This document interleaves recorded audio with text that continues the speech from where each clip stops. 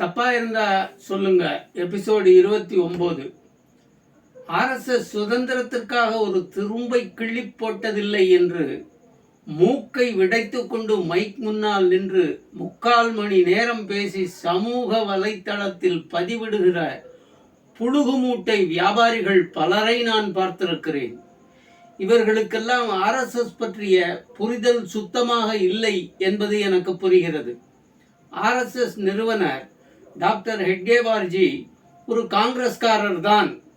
காந்திஜியின் அறைகூவலுக்கு செவி சாய்த்து ஒத்துழையாமை இயக்கத்தில் பங்கேற்று ஓராண்டு சிறைவாசம் அனுபவித்தவர் டாக்டர் ஜி என்கிற வரலாறு இவர்களுக்கு தெரியாததால் இப்படி பேசுகின்றனரா அல்லது வாங்கிய காசிற்கு கூவுகின்றனரா என்ற சந்தேகம் எனக்கு உண்டு.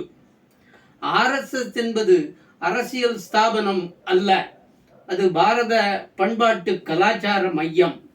அனைத்து மதத்தினரையும் பாரதத்தின் புதல்வர்களாக, இந்தியர்களாக பார்க்கும் அமைப்பு. எல்லோரும் எல்லாமும் பெற வேண்டும் என்ற பரந்த சிந்தனை சித்தாந்தம் கொண்ட அமைப்பு. இதையெல்லாம் நான் சொல்வதால் என்னை சங்கி என்று விமர்சனம் செய்யலாம். ஒரு அங்கியாகவோ லுங்கியாகவோ இருப்பதை விட பாரதியன் ஒரு சங்கியாக இருப்பது எவ்வளவோ மேல் என்பார் பாஜக பொதுச் செயலாளர் ராம ஸ்ரீனிவாசன். அதேபோல் புதிய தமிழகம் தலைவர் டாக்டர் கிருஷ்ணசாமி ஐஎஸ்ஐஎஸ் ஆதரவாளனாக இருப்பதை விட ஆர்எஸ்எஸ் ஆதரவாளனாக ஒரு இந்தியன் இருப்பதில் என்ன குற்றம் கண்டீர் என்பார். எல்லோருக்கும் கல்வி, எல்லோருக்கும் சோறு, எல்லோருக்கும் வேலை, இதைத்தான் ஜனநாயக சோஷலிசம் என்றார் பெருந்தலைவர்.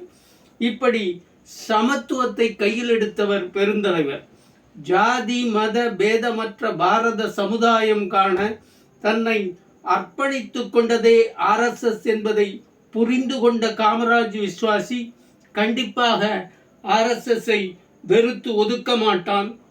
ஓட்டுக்காக போலி மதச்சார்பின்மை பேசித்திருந்து துட்டடிக்கும் கும்பல் அடையாளம் காணப்பட்டு ஒதுக்கி வைக்கப்பட வேண்டும்.